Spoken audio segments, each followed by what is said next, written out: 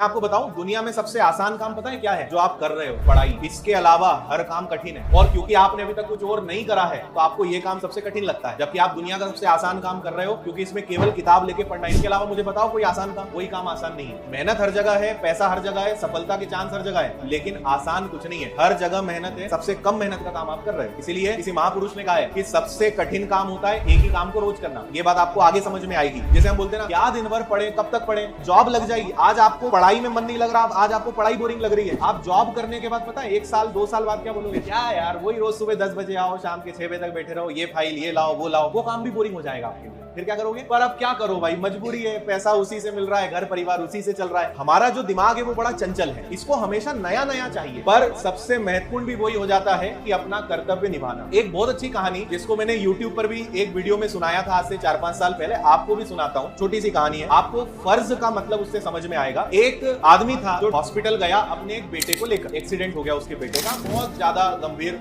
चोट उसको आ गई। अब जो डॉक्टर वहां पे सर्जरी करता था वो वहां पे नहीं था, तो डॉक्टर के पास उसने प्रेशर बनाया कि यार क्या है, डॉक्टर का समय इस समय यहाँ पे उसको रहना चाहिए, इमरजेंसी केस है, मेरा बेटा अगर कुछ हो गया तो इसके लिए जिम्मेदार वो डॉक्टर होगा। तो हॉस्पिटल का जो स्टाफ था उसने डॉक्टर से कांटेक्ट करने की कोशिश करी। डॉक्टर ने कहा कि हाँ ठीक है, थोड़ा सा मुझे टाइम लग रहा है लेकिन मैं आ रहा हूँ। डॉक्टर थोड़ी देर में आया। अब वो जो बेटा था जिसका एक्सीडेंट हुआ था, उसके घर परिवार वाले डॉक्टर को खूब सुनाने लगे, क्या है यार, तुम्हारे जैसे लोगों के कारण ही हमारा देश आगे नहीं बढ़ पा रहा है, तुम्हें यहाँ ड्यूटी करना चाहिए, तुम तो पता नहीं कहाँ घूम फिर रहे हो, और बहुत बातें सुनाई। उस डॉक्टर ने कोई रिएक्ट नहीं करा। उसने कहा सॉरी मैं माफी चाहता हूँ, आप पहले बेटे का इलाज करते हैं, फिर अपन बाद में बात करेंगे। उसको ऑपरेशन थिएटर में लेके गए। ऑपरेशन थिएटर में ले गए, उसका जो भी एक्सीडेंट था, फ्रैक्चर था, उसको ठीक करा। बेटा ठीक हो गया, मतलब ऑपरेशन सक्सेसफुल रहा। डॉक्टर फटाफट बाहर निकला, नर्सेस को बताया कि ये चीजें हैं, ये दवाई देना, ये करना है। एक रिश्तेदार से मिला कि आपका बेटा ठीक है, मैं थोड़ा जल्दी में हूं, मैं निकल रहा हूं। थोड़ी देर बाद उसके पिता है, उसको पता चला कि ऑपरेशन सक्सेसफुल है, उसका बेटा अब सेफ है। फिर उसने पूछा डॉक्टर कहां है, तो फिर बताया कि डॉक्टर तो बहुत जल्दी में था, चला गया। फिर उसको गुस्सा आया, क्या आदमी है, क्या मेरा बेटा जो है खतरे से बाहर निकला है, थोड़ा यहाँ रहना चाहिए, उसका ध्यान रखना चाहिए, लेकिन ये डॉक्टर तो गजब है, आया पहले तो लेट आया